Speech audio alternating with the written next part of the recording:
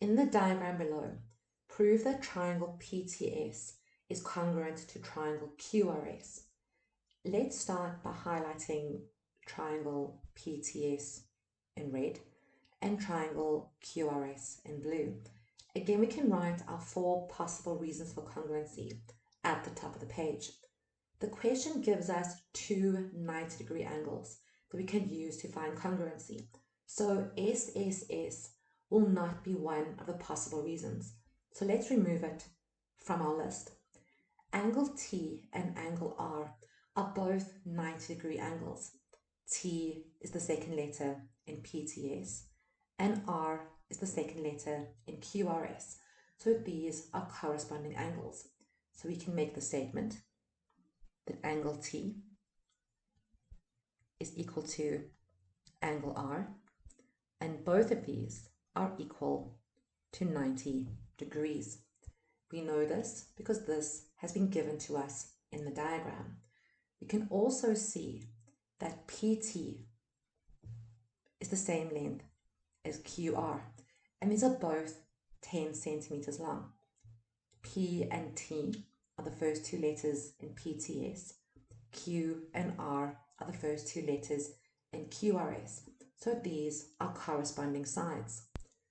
Now we can make the statement that side PT is equal to side QR. Again, this information has been given to us in the diagram.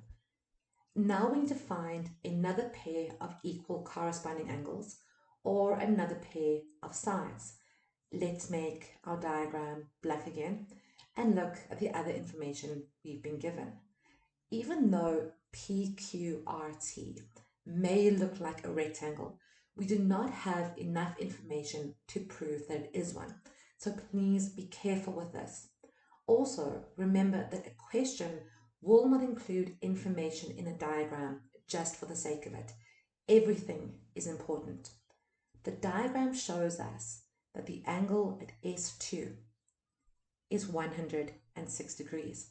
This angle sits in triangle PSQ along with the 37-degree angle up here.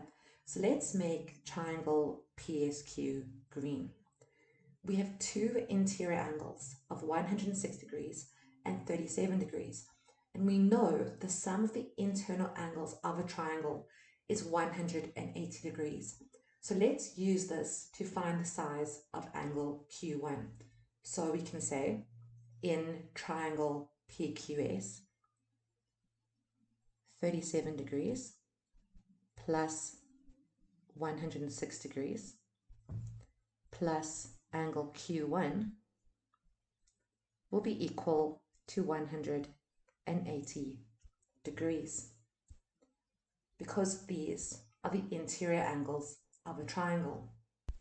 Now, to find the value of Q1, we make it the subject of the equation and move everything to the right.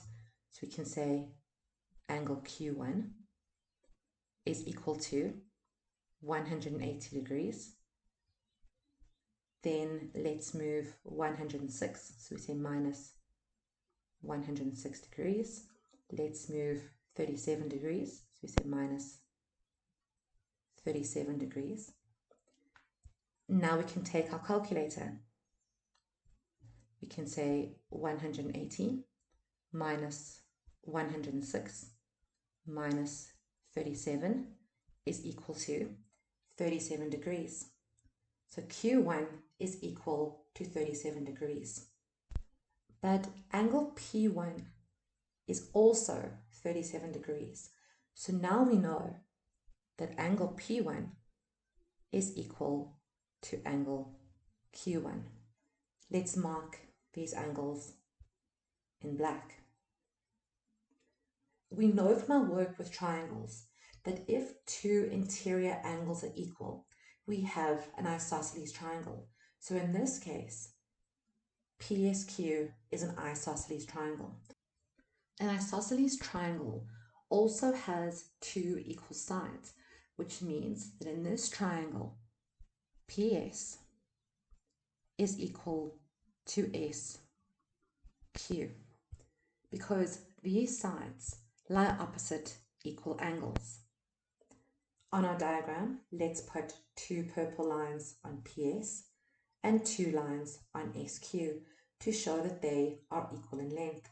Now we can make our diagram black again, and we can highlight triangle PTS in red and QRS in blue. We already know that angle T is equal to corresponding angle R, and we know that PT is equal to corresponding side QR.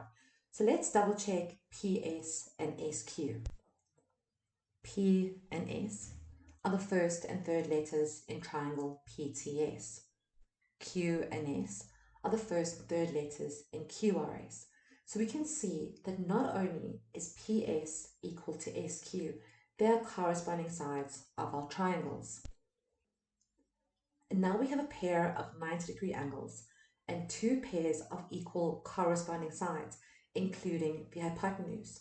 So we can use RHS as our reason.